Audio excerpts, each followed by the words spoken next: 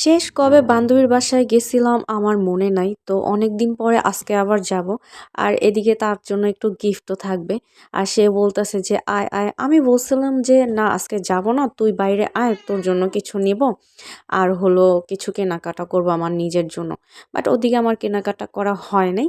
তো জাস্ট ওর জন্য, আমার জন্য, আরেক ফ্রেন্ডের জন্যই কিছু কিনছিলাম, যেটা আমি একটু সামনে ভিডিও গেলে দেখাবো। আর এদিকে ওর বাসায় যাওয়ার সাথে, সাথে ওর বিড়ালের সাথে হয়ে যায় দেখা। আর আমার বোন তো বিড়াল পাইলে একদমই মানে খুব খুশি, সে দুষ্টুমি করতে থাকে। আর এইদিকে বান্ধবী ১ম এ আমাদের জন্য তোমার নুডলস বানায় নিয়ে আসছে। আর ওদিকে আমার একটু কফি খেতে ইচ্ছে করছিল, তারপরে ও কফিও নিয়ে আসছে। আর এদিকে তোমার আমাদের জন্য পুডিং বানাইছে, কিন্তু পুডিংটা বেশিক্ষণ সে রাখতে পারে নাই ফ্রিজে, কারণ আমরা তো চলে যাব। এইদিকে আমি আবার তোমার পুডিংটার একটু ছবি তুলে নিতেছিলাম। তো ওদিকে আমার ম্যাডাম, আন্টি, যাই হোক যার কাছে আমরা ইন্টারে বা 9-10 এ পড়ছি, আমি আর আমার ফ্রেন্ড। তো উনিও আসছিল। তো উনি নুডলসটা রান্না করছিল অ্যাকচুয়ালি। আমার ফ্রেন্ডও ছিল, আসলে ২ জনে মিলেই করছিল। আর এটা পুরাটা আমার ফ্রেন্ডই বানাইছে পুডিংটা।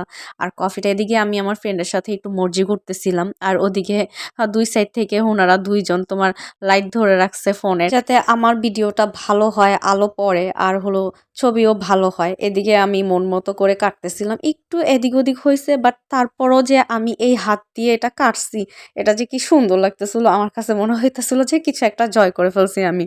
তো এদিকে ও আবার আমাকে এটা আলাদা করে দিতেছিল, যাতে আমি আরো সুন্দর করে একটা ছবি তুলতে পারি একা একটার। আর প্রায় যখন আমরা আমাদের ফ্রেন্ডের বাসায় যাই, মানে আমি আমার ফ্রেন্ডের বাসায় যাই, তো ওরা অনেক শখ করে এটা ওটা রান্না করে। আর এই বিষয়টা উপভোগ করতেও কিন্তু খুবই ভালো লাগে, যখন আপনার ফ্রেন্ড আপনার জন্য কিছু তৈরি করবে নিজ হাতে আর নিজ মেধায়।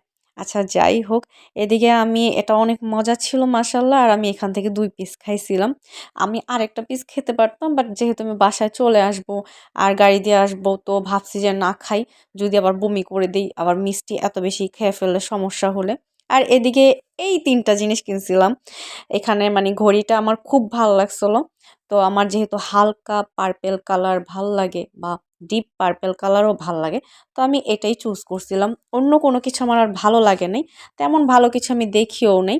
তো ৩ ফ্রেন্ডের জন্য এটাই কিনে নিছি। তো ওরে আমি আবার পরায় দিতেছিলাম। আমারটা তো আমি দোকান থেকে সুন্দর করে কেটে আনছি আমার হাতের সাইজে।